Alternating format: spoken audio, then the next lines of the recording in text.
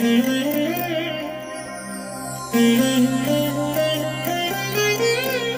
దినం పరము నుండి దిగివచ్చు మాట.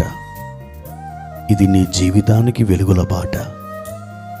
నీ ఒడిలో ఉంచబడిన దీవెనల మూట, అద్భుతాల ఆనంద ఊట.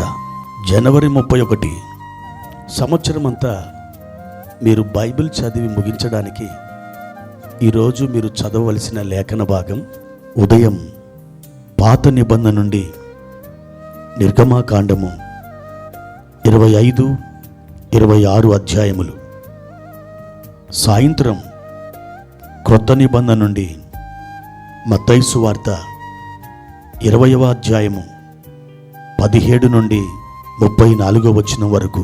ప్రియమైన దేవుని బిడ్డలారా, ప్రభు యొక్క సన్నిధి ఈ రోజున మీ అందరికీ తోడై ఉండునుగాక.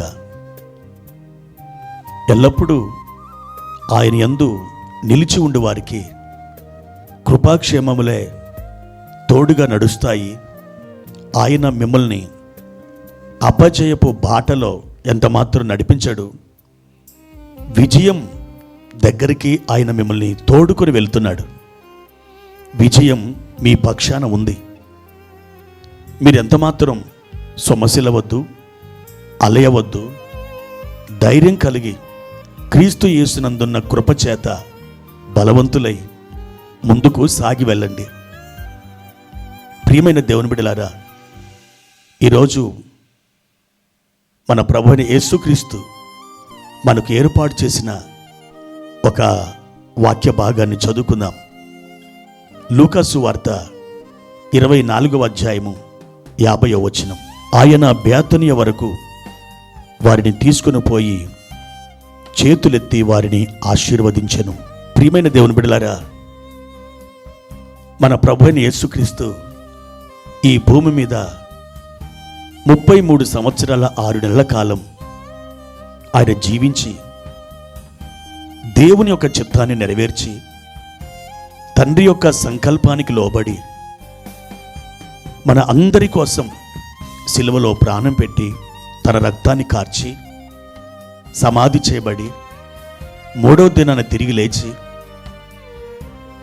ఆ తర్వాత తన యందు విశ్వాసముంచిన తన ప్రియమైన శిష్యులకు 40 దినాలలో 11 ప్రత్యక్షతలిచ్చి వారిలో ఉన్న సందేహాలను, అనుమానాలను ఆయన తొలగించేసి వారిని విశ్వాసమందు స్థిరులుగా చేసి ఆ తర్వాత ఆ శిష్య సమూహాన్ని బేతనియ వరకు ఆయన తీసుకుని వెళ్ళి చేతులెత్తి ఆశీర్వదిస్తూ ఉన్నాడు. మన ప్రభు చేతులెత్తి ఆశీర్వదించే దేవుడు.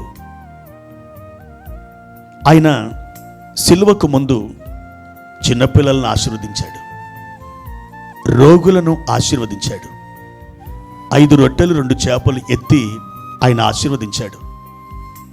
ఇంకా అనేక మంది ఆయనను వెంబడిస్తున్నప్పుడు వారిని ఆయన ఆశీర్వదించి వారిని సంతోషింపచేశాడు.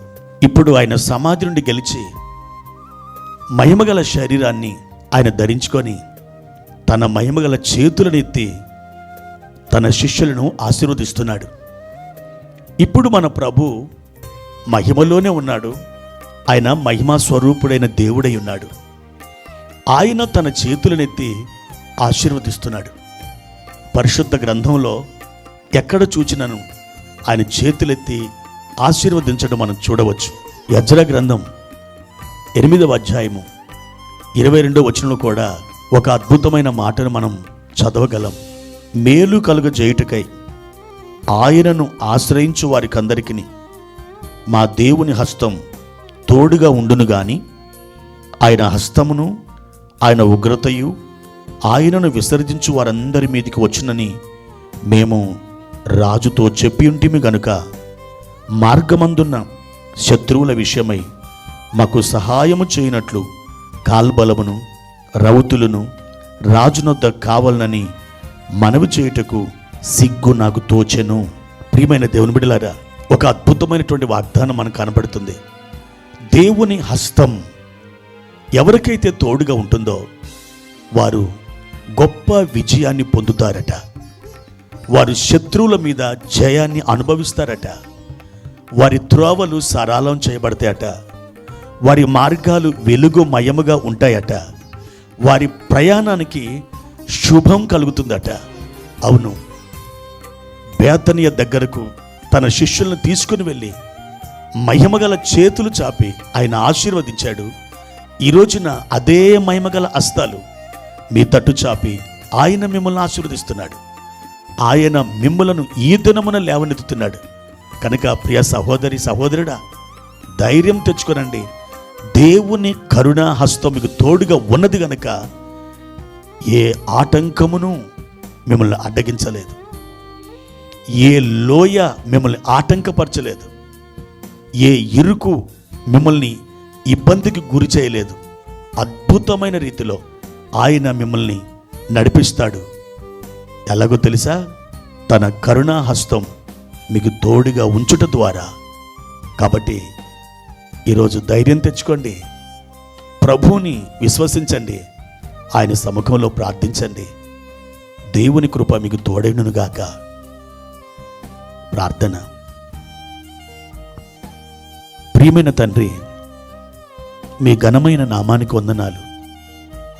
ఈ ఉదయకాల సమయంలో మీ మహిమగల హస్తాలు మా తట్టు చాపి మీరు మమ్మల్ని ఆశీర్వదించే దేవుడిగా ఉన్నారు. మా మీద జాలి చూపే దేవుడిగా ఉన్నారు. మీ కృపా కనికర హస్తం మా మీద ఇప్పటికే మీరు చాపి ఉన్నారు. మా తండ్రి, మా ఆలోచన యావత్తును మీరు చూస్తూ ఉన్నారు. జీవంగల మీ త్రోవలో మేము నడుచుటకు మాకు కృపను దయచేయమని ప్రార్థిస్తున్నాం. మా తండ్రి, అద్భుతమైన నీ దీవెన మా ప్రియుల మీదకి మీరు విడుదల చేసి మహిమ పొందమని మా ప్రభు అయిన యేసుక్రీస్తు నామంలో ప్రార్థించి అడిగి వేడుకుంటున్నాము తండ్రి. ఆమెన్.